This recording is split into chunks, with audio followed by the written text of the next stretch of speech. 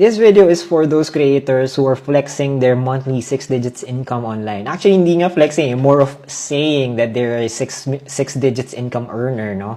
You should be responsible, no? You should know that you're an influencer, na you have responsibility in what you're saying kasi you have viewers, you have followers, no?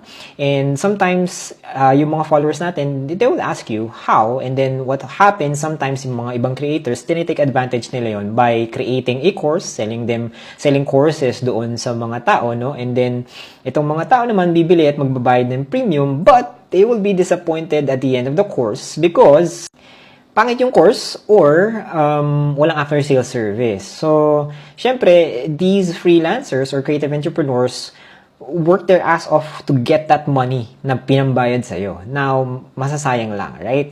So, let's avoid posting these types of content as hooks kasi hindi pa kayo natatakot sa BIR. So if you are a freelancer, whether you want to take the path of a social media manager, a strategist, copywriter, graphic artist, media buyer, freelancer in general, or even a general VA, I encourage you guys to join Kohi Clubhouse. Dito, we offer free courses, di ba? So, punta ka lang dun sa guide section. Makikita mo na kagad dyan how to create a profile, how to find your first client, or even technical stuff like media buying or storytelling. Makikita mo na kagad dyan. See you inside the clubhouse.